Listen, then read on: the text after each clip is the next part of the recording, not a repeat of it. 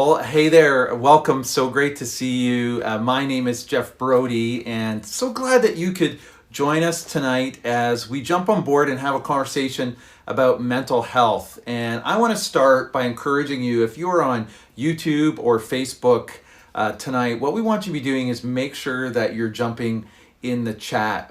We want to be sure to have the opportunity to interact with you. So if you want to jump in the chat and say hello, you can say where you're watching from. And over the course of tonight, we're going to be collecting questions, and we're going to have a live Q&A with our guests later tonight. So you're going to want to stay right to the end of this, because we're going to have a conversation with them and then the Q&A at the end, all about mental health in the midst of this crisis. Anxiety, isolation really are taxing on our mental health. And so how do we make decisions around our mental health so that we can, in some ways people would say, so I can stay sane in the midst of all this, but so that I can make good decisions that allow me to be healthy, and not just to survive, but what if you could move from surviving to thriving mentally? What exactly would that look like? So that's part of the conversation that we're going to be having tonight, and so glad that you joined us. Now, I'm going to introduce you to a couple of guests. I'm going to start by introducing you to Em Dyson, and I'm going to give her an opportunity to tell us a little bit about what she does, and then we're going to have a chance for her. I've got a couple questions for her, and then you're going to get a chance to jump in later, so be sure to drop them in the Q&A. So we're going to jump right in. Em, really appreciate you making the time. Why don't you just talk about what you do day to day when it comes to people's mental health, as far as your profession and that kind of thing?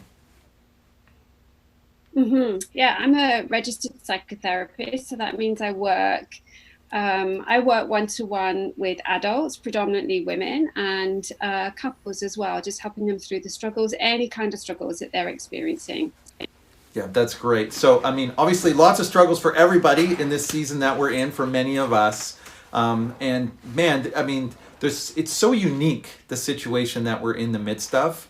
I want to jump right in, and I would love to ask you, what are some of the practical things when it comes to health, mental health, wellness? What are some of kind of the best practices off the top that you would share with us in the midst of COVID-19 and isolation? I think it's twofold, Jeff. I think there's the emotional work and the practical work. The practical work can come once we've done the emotional work, but the emotional work really starts, I think, with us truly and deeply acknowledging our own experience. And the multiple responses that we have to this. And I think this is harder than it often sounds. Often we just give our own experience and our own feelings just that cursory glance. And I think it's also really then acknowledging whatever our response at the moment, whatever we're feeling in that's understandable. This is a really abnormal situation that we're in, and we're all experiencing a whole range of emotions that go through that. And I think some of them, particularly anxiety, it's a normal response, it's a healthy feeling. It doesn't become problematic unless it's getting to that point where it's really interfering with our day-to-day life. And I think also sorry, go on, you can talk, Jeff. Yeah, what you were going to say, so when you talk about acknowledging the experience, so what does that mean? I mean, I don't mean to stereotype, but as a guy, sometimes I'll have a hard time naming like what the emotion is I'm actually experiencing. So what does that mean to you, like acknowledging the emotion, the experience and the emotion? Yeah. I think often we'll notice emotions, but then we move on so quickly to something else. So I think it's about taking some time, some pausing. I mean, something in the resources actually that is really helpful for that. There's the feelings wheel. So I think it's just taking time, really I think it starts with giving permission to acknowledge, and then noticing that. And then once we've noticed it, to pause, even if we can't connect with that at that time, because we're busy looking after children, doing work, etc., and coming back to that, and really then just being curious about what that emotion is. Now, you referred to the feelings wheel, so I want to let everybody know tonight that Jordan, who you're going to meet in a moment, and Em have actually put together a resource for you. We're going to drop that link a few times in the chat. She referred to the feelings wheel, which I know for myself, and I know some friends it's been really helpful for. It's included in there, so you'll want to definitely check that out. So, you take a moment, you acknowledge the emotion you're feeling, the experience you're having, and then you talked about sort of a second thing that we can do. Yeah, I think it's really about giving permission. It's about then being curious and then thinking about, what do I need in response to that? Mm-hmm. Is that asking, talking to someone? Is it doing something different? You know, many of for us, the situations that we're in is very different to what we're used to living. So the previous ways that we've coped, they're either not available or those things aren't working for us. Can you give me an example of that? So things that maybe I used to do that just don't work anymore.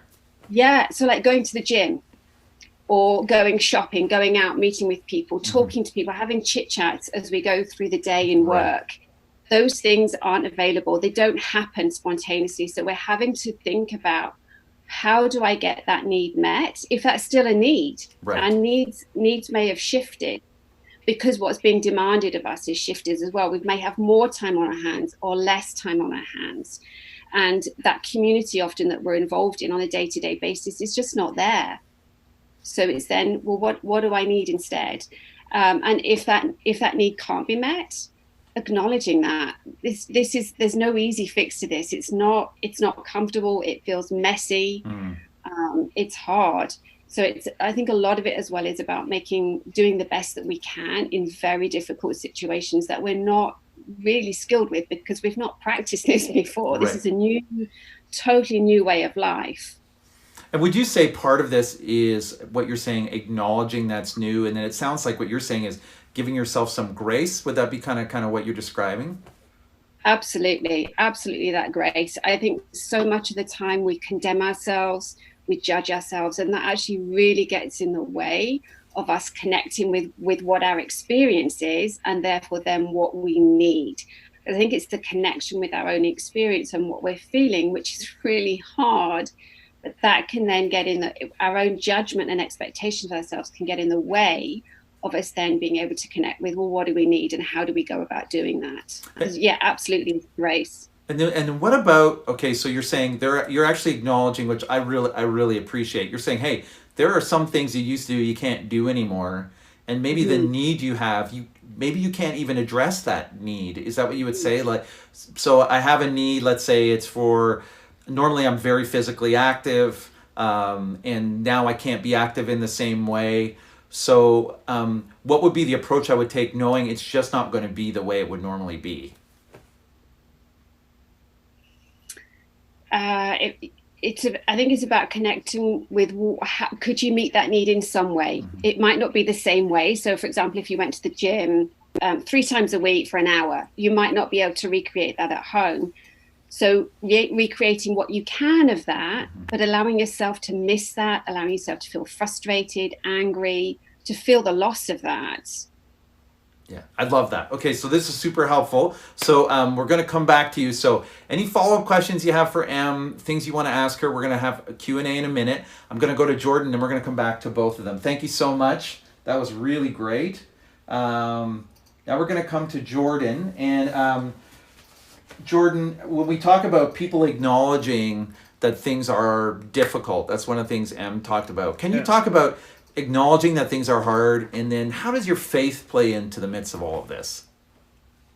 Yeah, it's a great question. And sort of as we look at that, I was thinking, I heard my friend Alex say this week, your hard is hard.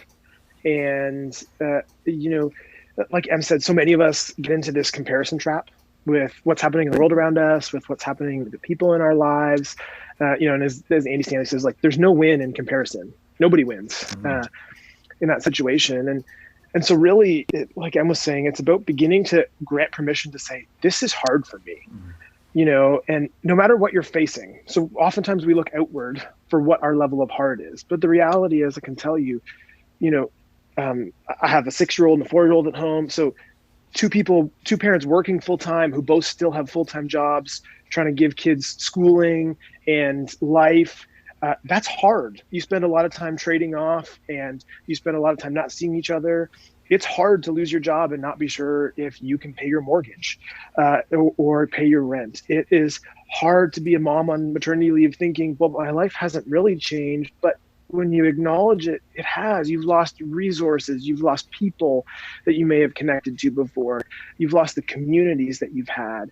And there's this piece as we begin to acknowledge, it doesn't matter if it's hard for someone else. If it's hard for me, it's hard for me. Mm-hmm. Right. There's, and like I think said, social media sort of exacerbates, I think, that whole comparison, right? The more we're online, the more we're comparing to everybody else. And I think we're online just a lot more than we normally are. Would you say that's true? Yeah, absolutely. That time has increased. So we're continually looking. We hear a story worse than ours. And so then we think, well, we should be much more grateful, or we should, we come down on ourselves, and we don't offer ourselves that grace that Em was talking about, because the influx of information is so much higher as we're on social media. And so I think the place, to really begin is to ask ourselves, to accept that we're feeling that and that it's hard for us. Everybody has a varying level of what's hard and what they're good at in their experience. And then begin to ask yourself, as you acknowledge that, what do you need in the midst of it, like Em was saying? But then this is where I think you asked about faith. This is where I think faith so beautifully plays into this, because so often what we need in that is we need hope. And, like with Connexus, like there's tremendous amount of hope in Jesus, but even more practically, like, in the midst of this storm and the uncertainty, practically like Jesus provides an anchor as we sort of begin to look at that. And sometimes the way I describe it is, so many of us are looking for two things that often faith or relationship with God provides. One is community. And, often with faith groups and those things, community and connection are a deep part of that, but also one of the things we want deeply is just someone to connect with who we feel like understands us. And when I look at the person of Jesus, a person who came to be a man here on earth with us, experiencing pain, experiencing loss of a friend, grief, heartache, and so many of those things alongside of us. As I was sort of reflecting on that today, there's this piece of us that begins to go, that moment when you finally sit down with a friend or someone maybe you've never met before, and you realize, wow, we've been through the same experience. Maybe you've both lost someone to cancer. Maybe you both lost a job, and you get that moment where it's just like, wow, they get this. Like, they get me. There's a part of me I feel like and there's something so beautiful that Jesus actually offers us that. And that in the midst of all of this uncertainty, that God has experienced what we're experiencing, right? The hurt, the pain, the understanding. And Tim Keller, as we turn to him, and Tim Keller says that when you choose a relationship with Jesus, that you're both fully known and fully loved at the same time, which is a little bit of what you're saying. Yeah, and it's amazing. And so really, no matter where you are on a faith journey or spectrum or whatever you think of faith, like just personally, I think if you begin to go to God with curiosity and begin to pray to Jesus and just look at the Bible or scripture with an open heart saying, how can I find myself or a part of my story in this book or with this person? I think you really will begin to find some of that hope. Someone who feels like you are connected to, who understands a deep part of who you are, that fully known and fully loved piece. And someone who can walk with you and be with you in that hard moment, and really put their arm around you and come to meet you in the hard place that you find yourself in. Yeah, well, that's great. Now, Jordan, Em got me so excited in her part of the conversation that I forgot to give you a chance to explain what it is that you do. So why don't you do that, and then we're going to have a conversation, the three of us. So. Yeah, it's all good. It's all good. Yeah, so I am a counselor and a coach. I work with couples and individuals and adolescents. I love helping people work through challenges in their life and figure out how to take the next step for themselves. That's really what I'm passionate about, helping them move forward a step at a time and acknowledge what they're hoping to do in their life. Great. Thank you. Okay, so Jen Conrad is here with me. She's curating questions, so be sure to drop your questions in. And then what I'm going to do is I'm going to put us on the screen here.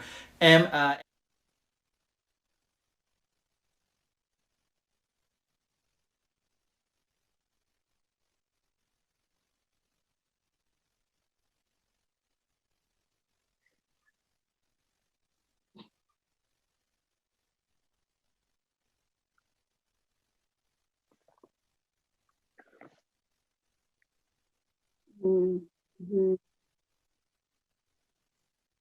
How do we Mhm. process that? Like, it doesn't fit in a box, like if somebody passes away.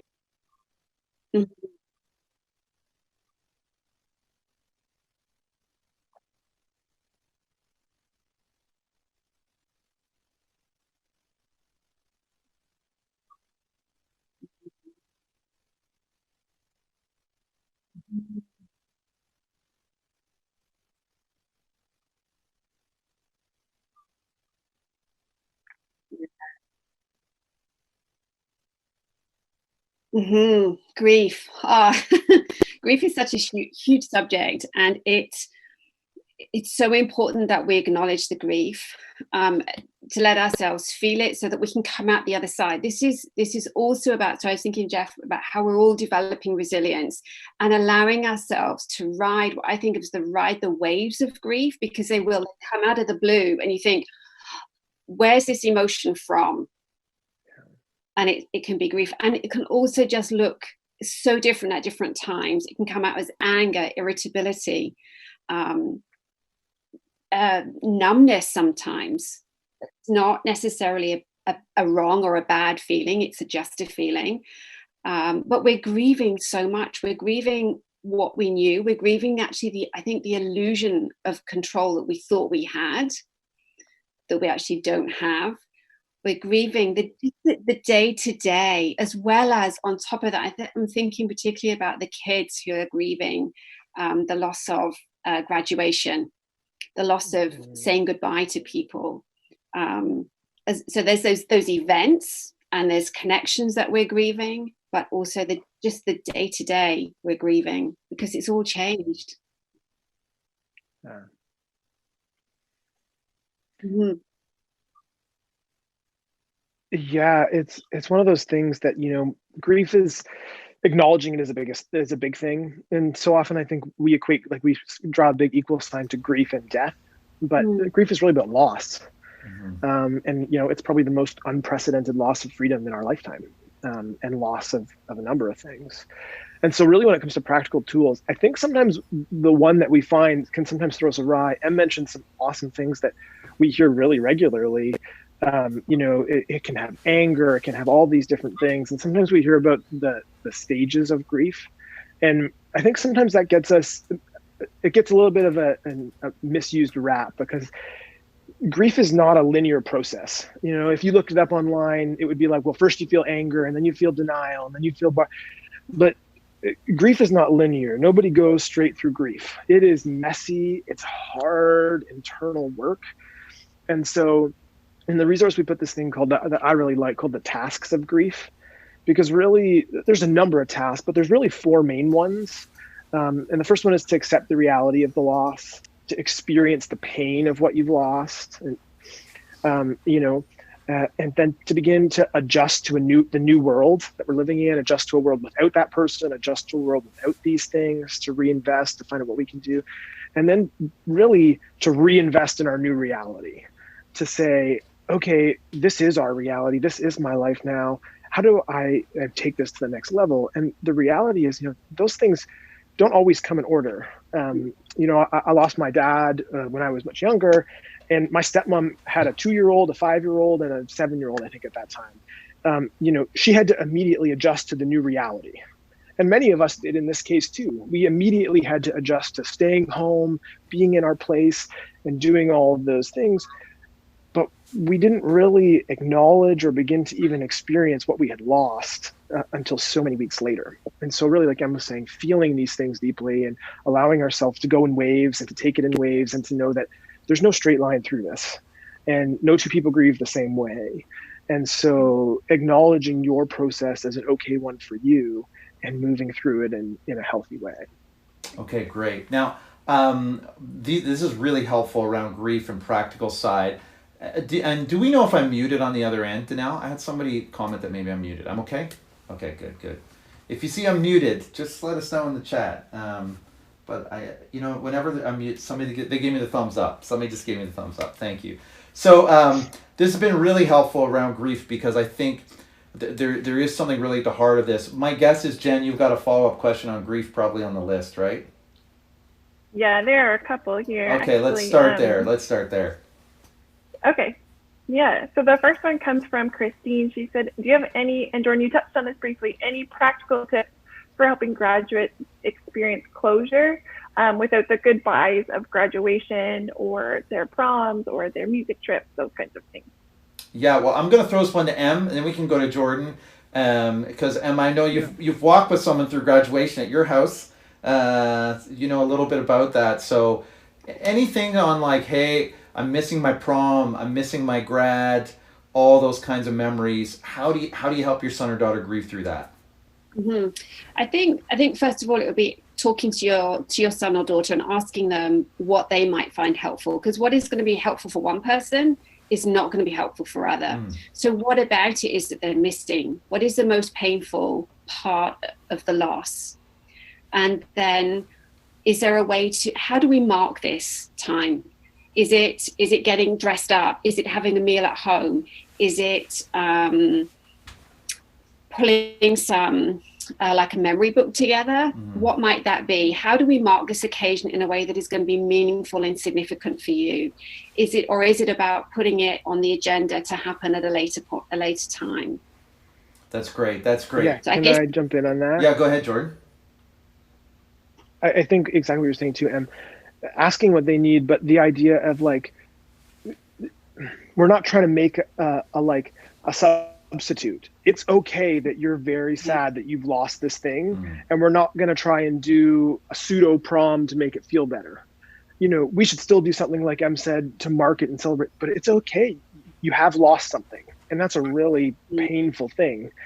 And we're not just going to try and it's okay to not try and pretend our way to a new thing that is half as good as, you know, what might have been. It's important to do it, whether it be something new or something similar, like Em was saying, but something to mark that as a special moment for you in your life, and acknowledge that, you know, yeah, the prom I throw at my house with my friends on Zoom is not going to be the same as the prom when we were in the room dancing together all night. And I'm allowed to feel sad about that. Right. It's both creating the opportunity to celebrate, but also recognizing, I guess, that it's not going to be what it was. And maybe, hey, on a really great day, you make it better, I guess, if you really win. But you're not going to do that every time. That makes sense. Jen, what do you got next? Yeah, so the next one, there's some people who are experiencing losses of family members where they can't actually hold any funeral or services. So what would you give for advice on how to grieve the sudden loss of a loved one where we can't have that traditional experience that kind of provides that closure? Right, yeah, and we've had some people in our church who've experienced that as well. Not even geographically, you know, they've lost a loved one. They can't visit them in the hospital. In some senses, you wonder, do I drive 3 hours to where that loved one is? Because I'm not even actually going to be able to go inside. And so, you know, what do I do to mark that? I think that's a really good question. Em, any thoughts on that one? I think it's very similar to the grad question, really. It's about what is going to make it meaningful. It's about creating a ritual. That's what we have funerals for. It's a ritual for the living people. So how do we create something that gives significance there, but doesn't pretend? Yeah. And I think, I mean, if you just do a quick Google search, there will be lots of ideas on that. But it's really about remembering the person who has died, and how do we honor that? Yeah. How do we honor our own grief? That's great. That's great. Jen, you got another one there? Yeah. So this one is actually a question for Em specifically. So Jesse asks, once I acknowledge my feelings, what do I do with that? How do I process knowing what those feelings are in a healthy way? I think it's individual. I think sometimes journaling, even if it's bullet point journaling, I'm a huge fan of bullet point journaling. I think sometimes it's okay to use a timer to say, I'm going to sit with this and allow myself to feel it for a period of time. And then I'm going to get up and make a cup of tea, go for a walk. So we don't have to kind of indulge in it and let it overwhelm us, but it's about going to the edge of acknowledging it, feeling it, being curious, but doing it with a kindness and compassion. So without that judgment piece, that's often the hardest piece. Once we've learned how to, and it's a practice, it's a learning how to not judge ourselves for our feelings actually the moving through becomes the easy part. It sounds so odd for most of us because we want that 10-step. How do I go from A to B? And it isn't. It actually, I think, really starts with how do we approach ourselves with kindness, with compassion, with acceptance. And then often it's like, oh, this is huge emotion that was terrifying. But once I'm feeling it, oh, now I'm moving through it. And that doesn't often happen in a one-off thing. It can be multiple times, especially when they're deeply painful or there's anger and rage and hurt. It takes time. I personally love to walk. So I walk and process and talk to God and pray and let things go. And sometimes they come back. We have to revisit. It's not a one-off experience. And I think accepting that makes a huge difference as well. Yeah, you used a great word earlier, sorry, Jeff. Go ahead. Resilience. The more we do that with repetition and feel those and move through them, the more we move to the sort of the edge of our window of tolerance of what we can tolerate and how much we can handle and how we accept those things in ourselves. And that repetition builds resilience and builds grit. And Jeff, you talked about grit earlier this year. It builds the grit to keep going as we acknowledge ourselves in that way. And over time, it gets easier.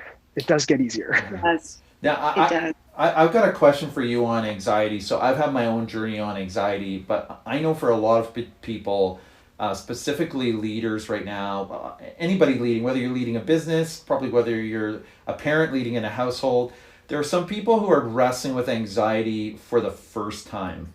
So they're like, hey, I'm experiencing anxiety. I've never had this before. Now I don't know what to do. I can tell you right out of the gate, my mistake, it probably took me a year to figure out, I was just like saying to my counselor, like, just fix this. Like, just let me know when we're going to make this go away. Like, do I need, like, what'll it take? Just give me whatever, magic syrup it is and I'll be good. It took me a year to acknowledge that I wasn't going to just fix it. And so, man, I feel for people who are really wrestling with anxiety for the first time and feeling ill-equipped as to how to handle that. Jordan, do you want to just tackle that? What should somebody do as far as, hey, I'm feeling it for the first, like, my heart racing, or I'm having a panic attack for the first time. I don't know what to do. Yeah, I think there's probably a big group of people, Jeff, who just like a light bulb went on for them as you were talking and going like, oh, those feelings are anxiety. Right. Even in this moment. Yeah. Of like, oh, that's what that is. That increased heart rate, that confusion in my brain, that, the symptom I tell people, like, if you start to get that fight or flight reflex in your body where, you start to notice like you're kind of a little jumpy or a little on edge or, those are all signs that you've got anxiety sort of creeping up for you. More cups of coffee really, anxiety don't help, keeps us from getting hit by a bus. More cups of coffee don't help. I've tried that already. It doesn't help. But anyway, go ahead. And sometimes it's difficult for someone to experience it for the first time, but anxiety is not like, sometimes in our culture, it gets a dirty word. It's not a dirty word. Anxiety keeps us from stepping off the curb and getting hit by a bus. Right. Like Em said at the very beginning, it's when that really impedes our functioning in our life. And so it's learning really, if you're beginning to experience this for the very first time, a few things, like real practical things that you can do is, especially if you're a person who's never done this before, to really take a moment or two to get in touch with your body. So even if that's 60 seconds, to be able to acknowledge, just to like breathe, like take a deep breath in through your nose and feel that all the way through your body and move even for 60 seconds.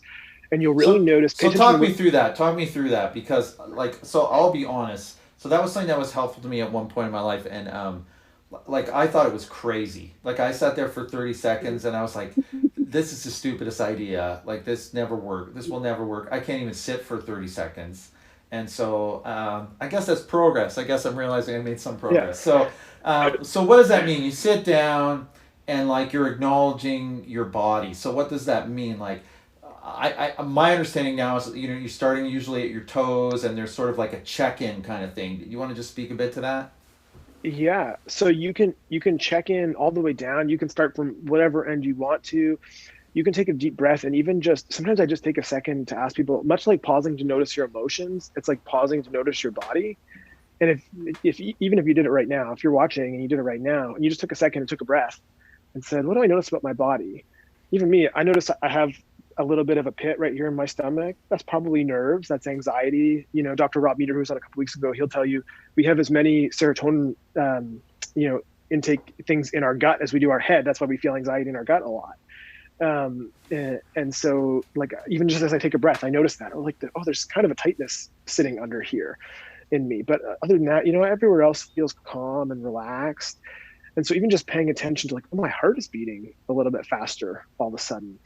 And so you can sort of work through, from your head down, or even taking the simplicity of just taking a second and going, feeling a breath go all the way into your body and filling up your lungs and going all the way out. And the one thing I want to encourage people, I was never a breather. I sucked at it, deep breathing, that would make me calm. How could I do that? There's so many different ways to breathe. It sounds really weird. That sounds like a funny statement, but there are so many different ways to breathe. There's breathing techniques that are faster. There's breathing techniques that are slower. And so really taking the time, if you literally leave this after we're finished here and go to YouTube and search breathing techniques, you'll get probably 1 million page results on different things you can try, just to take a moment and notice what's happening in your body. Em and I put together if you are experiencing panic for the first time ever, that really sense of I'm overwhelmed, I don't know what to do. In the resource, Em and I put together a really simple thing called grounding, just really helping your body come back to center. Because when that panic is setting in your anxiety is overactive, it's your body's warning system of saying danger, danger. It's that fight or flight. It's I need to run or flee or fight, flight, or freeze. I either need to protect myself or I'm in danger. And it's that calming your body back down to say, hey, you're not in danger right now. Em, what would you add? What would you add on the anxiety side? I think I would add understanding our own response to anxiety. Because if we think of anxiety as just a feeling, it's a state, it's not right or wrong, it just is. How do we respond to that? Now we all have a response, and our responses can be different at different times. Typically, we will overreact or underreact. So it can look different in different people and different at different times. So the overreaction would be getting really busy. Often we can get controlling. I know I can get quite bossy when I'm anxious. Or we can get underreactive, and where it's hard to be motivated. I think that's some of what a lot of people are experiencing at the moment. We can feel our energy go down, our body can feel really heavy. And asking the people around us, what do you notice about me when I'm off? Because they might not notice that you're anxious. Right. So asking people around us, helping, because those then are the clues, those flags to something's off in me. Often we that's the difficult part, where we have trouble connecting with ourselves, and we have these behaviors that are all going on, we're exhibiting, but connecting with those behaviors is a really good time for us to go, this is what I'm doing or not doing. Right.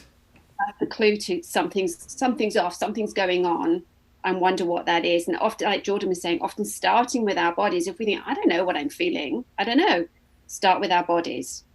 Right. And that can often be the way in. Yeah, that's great. And I love that idea of asking the people around you, because before I've been in a bad spot from an anxiety standpoint, my wife Leslie already knows. She already knows it, what's happening. And it can be things like, I think one of the things is anxiety inducing for a lot of people, that feeling right now is the house is always full. So the kids are always the volume level is always loud. And if you're struggling with anxiety, that could be hard, because if that's a thing for you, it's not for everybody, I'm sure, but it would be for me. So anyway, it's not about free therapy for me. So what other questions do you have, Jen? What other questions do you have?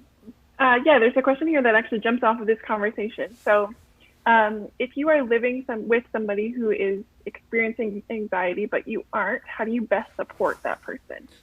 Yeah, well, Em, you're kind of on that track already. Do you want to take that one?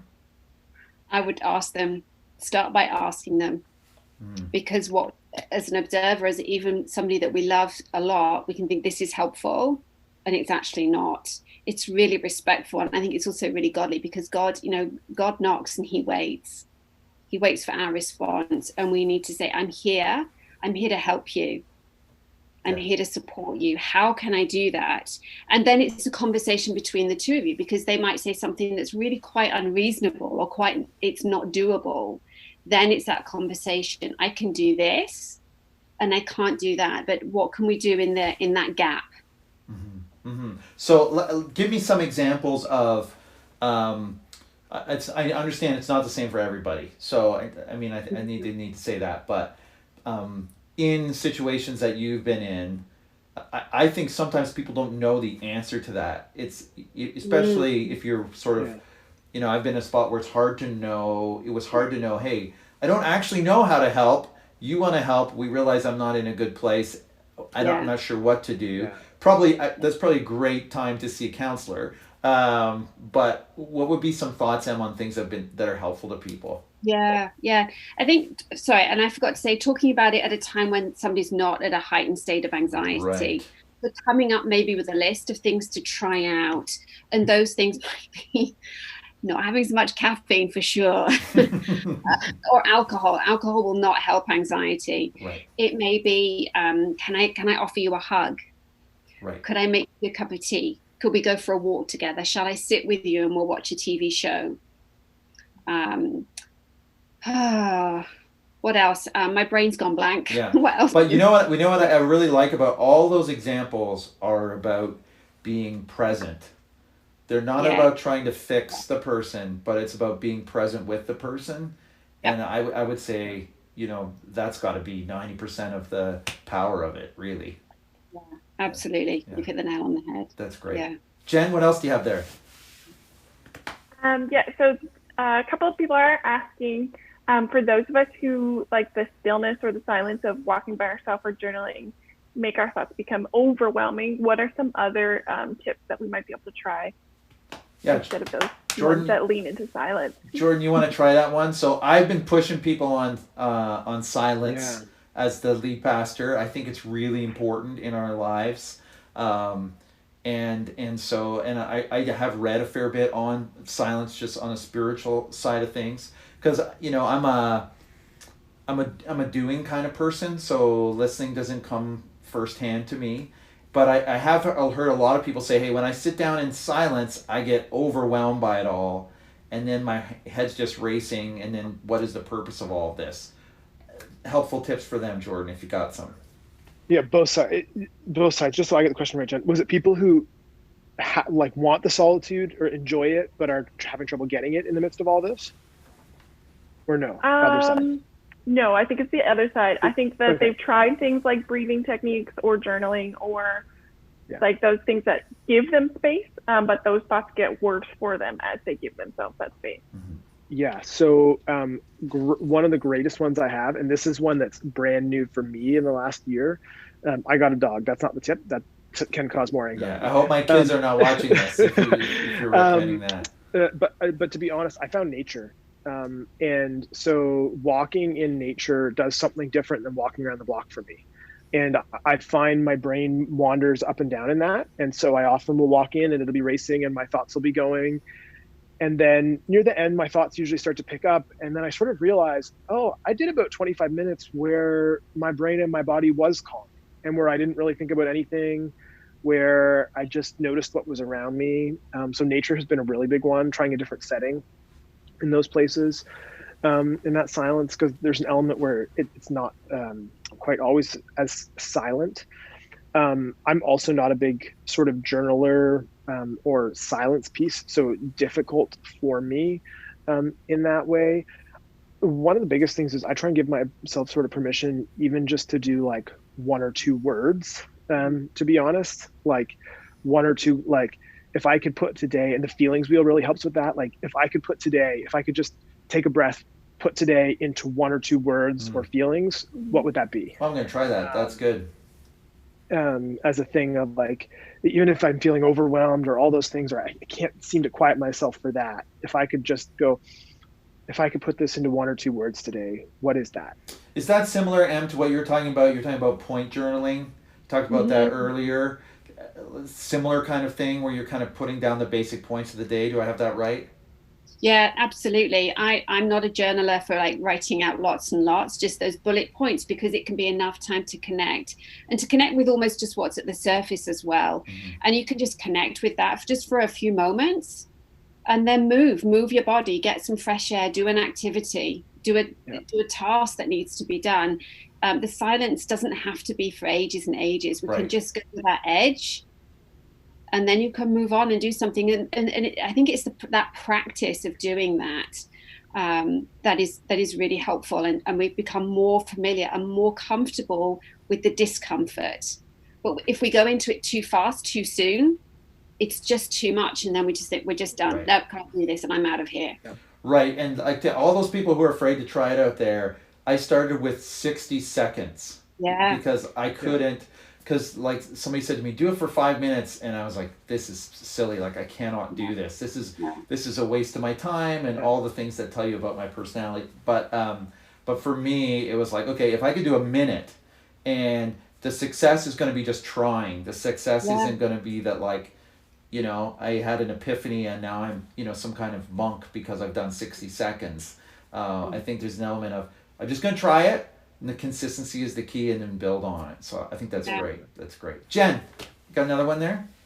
Yeah, so there's a few people who are sharing about past traumas or addictions that they have worked on in the past, but that are creeping back in this season as so many things have changed. So what advice would you give to those people? Em, do you want to take that one?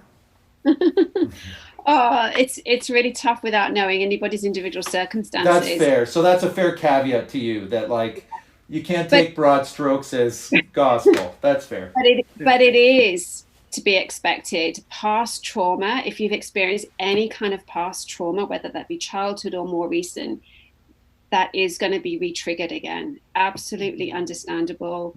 It's hard. There's no way around that. I think I would just, and particularly for addictions as well, and that's because I think we've got more space in our lives. Even if that space is filled with lots of childcare or lots more work, reach out for help.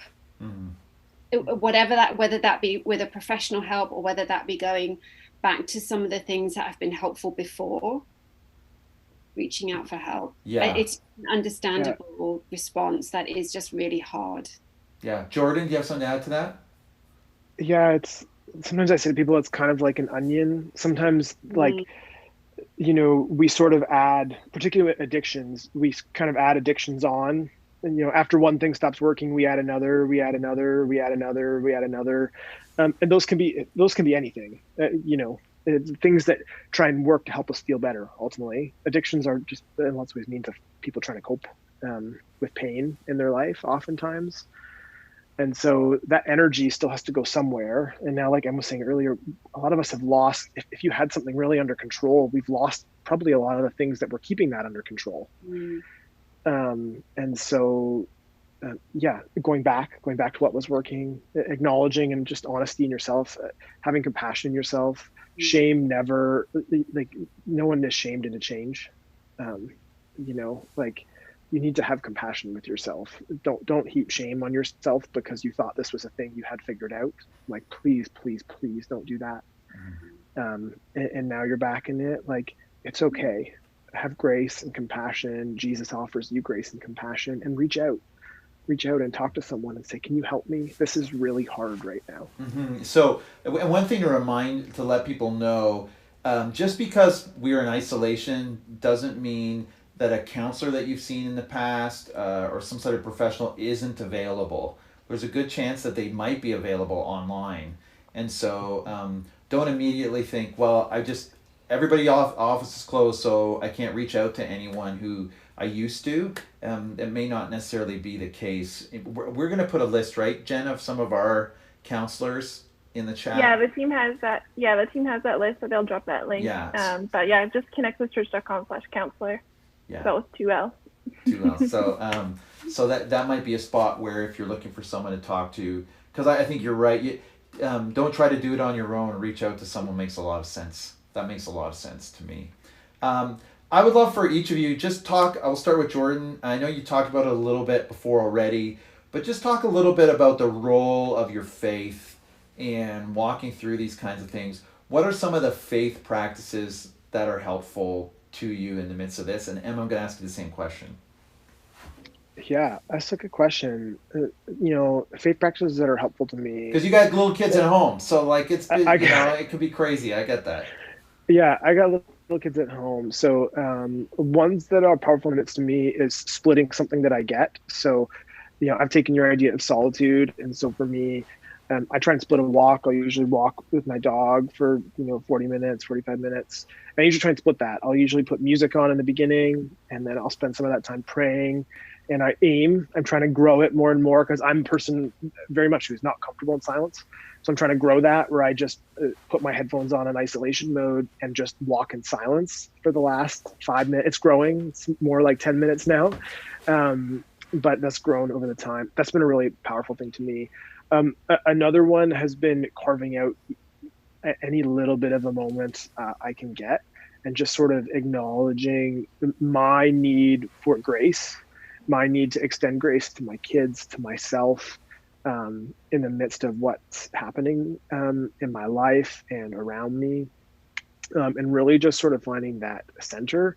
One of the biggest things for me is there's so much unknown, and I found one of the biggest anchors of my, for faith-wise for me, has been really asking for wisdom and turning to the scriptures for wisdom and what to do. The Bible says there's nothing new under the sun, as David says. And so that's really been kind of an anchoring point for me, even just in little bits. I picked up back into the Proverbs again, just small little snippets of things. You don't have to read chapters and all sorts of things. And so those have really been impactful to me. And kind of like I shared at the very beginning, that's an idea that was speaking to my own heart about Jesus has seen the pain that I'm feeling now. The pain that I feel, I shared earlier, the room around me is a mess right now. My corner looks nice, but the room around me is a mess. And Jesus sees my mess and is with me in my mess. Yeah, there's a certain illustration in that right there, I'll tell you. Yeah, in that way. Yeah, that's great. Thanks, Jordan. Em, what about you? I think I'd echo some of what Jordan has said there as well. For me, worship music is really a really key way for me to connect with God and to receive from God. And I will often do that through walking. We've got a couple playlists too. Maybe the team can drop the playlist in the chat. That would be great. Sorry, go ahead, Em. No, it's okay. The other thing that I've been thinking about and grappling with as well is really how God holds the mirror up to us. And yes, he holds the mirror up to us in terms of the mess, but also in terms of the goodness that is in us as well. So I've been thinking and praying a lot about, taste and see God's goodness, and the goodness in me, but the goodness in what there is in my life personally, but in life, I just look at my window and I can see so many birds. Right. So really, that for me, that is really a spiritual practice at the moment, tasting it and really receiving God's goodness and the depths to that. Not just sort of, yes, it's there, that's lovely, God's made that, but really allowing myself and my heart to really receive that. Along with all the other things, reading, praying, reading my Bible. Sure. But there is that to me, the music, the gratitude, bringing your request to God, that worship is the antidote to worry kind of approach, I think really is helpful. Well, I so appreciate you guys spending the time with us tonight. It's been really, really great. I'll stay on this camera. Is that all right to wrap up? You want me to stay on this camera? I'll switch. Okay. Thank you so much for being here tonight. Really, really appreciate your time, all of you. And great questions, everybody. Thank you for that. And I want to take a moment and just let you know that as you've joined us tonight, you're also invited to continue the journey with us. And at Connexus, our vision is to create a church that unchurched people love to attend. We've got services on Sunday, 9, 10, 11, noon, and 7 p.m. We'd love to see you there. We're talking about hearing from God right now. And then I also want to let you know, if you're new to faith, maybe you got questions about faith, you're coming back to faith, we would love for you to join a Starting Point group. It's an 8-week online group that starts this coming Sunday, and you can sign up by going to connexuschurch.com/groups. But man, thanks for being here. Thanks for investing the time, and thanks for investing the time in yourself and in seeing yourself become more mentally healthy and ultimately more spiritually healthy by engaging in what God has for you. So have a great rest of your evening, and we'll